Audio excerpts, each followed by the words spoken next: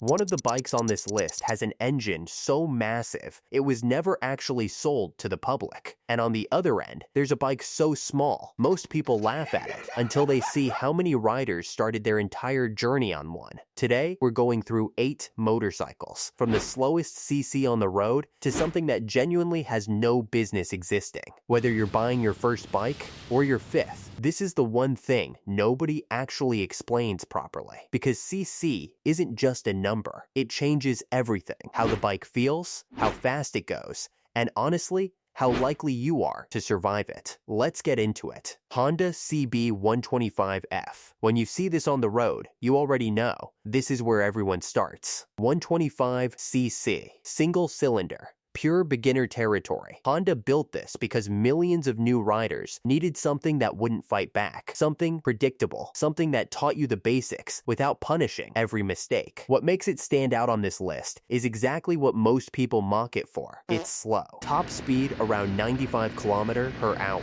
And that's actually the point. But here's the thing nobody tells you. More experienced riders have gone back to small CC bikes for city commuting and never looked back. Because in traffic, this thing is untouchable. It's basically like learning to swim in the shallow end. Embarrassing at first, smart in the long run. So if you want to build real riding confidence without destroying yourself in the process, this is where you start. If you're already past that stage, the next one is for you. Kawasaki Ninja 400. This was built for one thing only, to make you feel fast without actually trying to kill you. 400cc, parallel twin, the sweet spot nobody talks about enough. For years, riders had to choose between too small and too much. Kawasaki looked at that gap and filled it perfectly with the Ninja 400. When it launched, it immediately became one of the most recommended bikes on the planet, and for good reason. Lightweight, responsive, and it revs like it actually wants to go somewhere.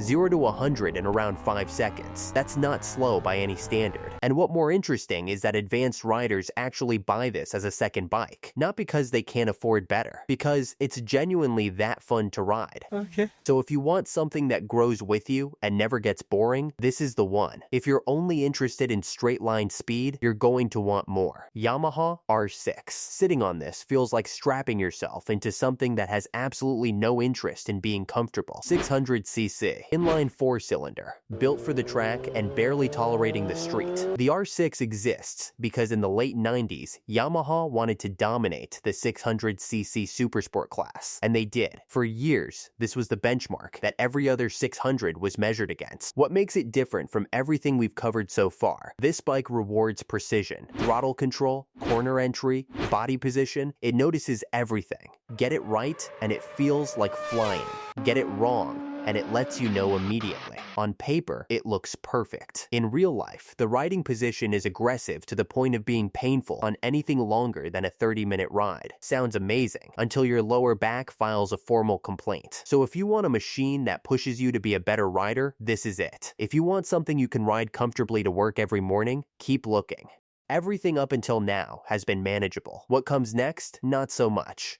Kawasaki Ninja ZX-10R. This thing hits 0 to 100 in under 3 seconds, and it does it so smoothly, you almost don't realize what just happened. 1000cc. Inline 4. This is what Kawasaki sends to MotoGP and World Superbike Championships, and then sells you a street version of. The ZX-10R exists because there's a group of riders who want the absolute closest thing to a race bike that's still technically road legal, and Kawasaki has been delivering that for over 2 decades. What? Traction control, cornering abs, launch control, it has more electronics keeping you alive than most cars on the road today. But here's the brutal truth. This bike will expose every single gap in your skill level. It doesn't forgive. It doesn't warn you twice. And in the wrong hands at the wrong moment, it is genuinely dangerous. Feels like a rocket.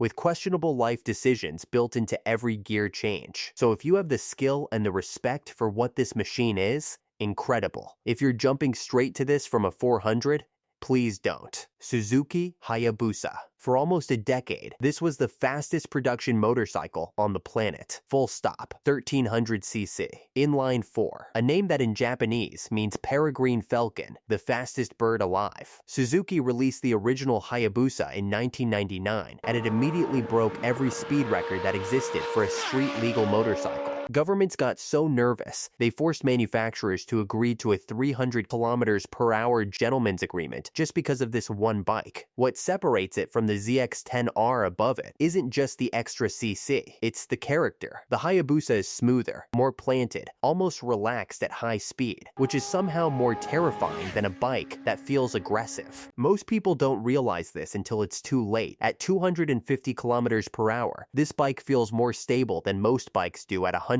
And that stability tricks your brain into going faster than you should. So if you want a legend with real history behind it, this is one of the greatest motorcycles ever built. Just never forget what it's actually capable of. At this point, we're not talking about riding anymore. We're talking about surviving. Kawasaki Vulcan 1800. When you see this on the road, you don't hear it coming, you feel it. 1800cc V-twin. This is what happens when Kawasaki decides to build a cruiser with absolutely no restrictions. The Vulcan 1800 was built for riders who wanted the long road experience, highways, open stretches, cross-country, but refused to compromise on power. At 1800cc, it produces torque so low and so heavy it pulls like a tractor at any speed in any gear. This isn't a bike you attack corners with. This is a bike you sit back on, let the engine do the work, and cover distance in a way that nothing else on this list can match. But here's the thing, at low speeds in parking lots and tight turns, 1800cc and the weight that comes with it becomes your enemy very quickly. Not the best idea in a multi-story car park, but on an open highway at sunrise, nothing touches it. So if long distance and raw torque is what you're after, this belongs on your short list. If you ride mostly in cities, this will exhaust you before the road does. Triumph Rocket 3.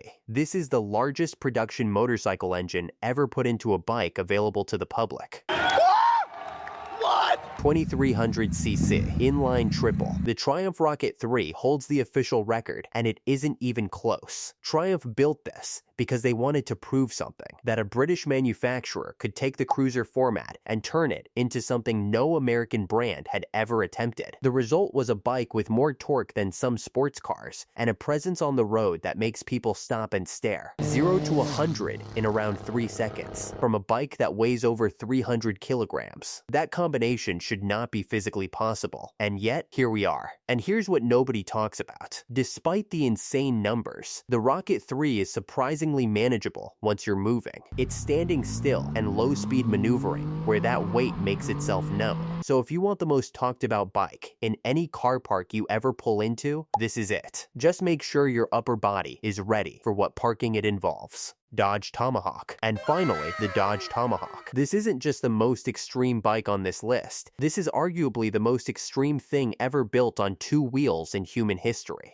Really? 2500cc. A Viper V10 car engine, physically bolted onto a motorcycle frame. Dodge built this in 2003 not as a production vehicle, but as a concept, a statement, a way of saying there are absolutely no rules here. It was displayed at auto shows, it made headlines worldwide, and Dodge eventually sold 9 of them, but only as static display pieces. Not street legal, not track legal, just existing. Estimated top speed sits somewhere between 480 and 680 kilometers per hour, depending on who you ask, because nobody has ever actually tested it at full speed, and nobody likely will. When you look at it, you don't think motorcycle. You think someone made a very expensive and very dangerous mistake, and then decided to sell it anyway. This is the kind of machine that doesn't exist to be ridden. It exists to remind you that some engineers have absolutely no fear and even less common sense. So out of everything on this list, which one would you actually ride? The beginner-friendly CB125F or straight to the Tomahawk with zero survival instinct? Drop it in the comments. I read every single one. If this gave you a clearer picture of what CC actually means, hit the like button. It genuinely helps the channel grow. Subscribe and turn on notifications. Next video is already in the works, and trust me, you don't want to miss it.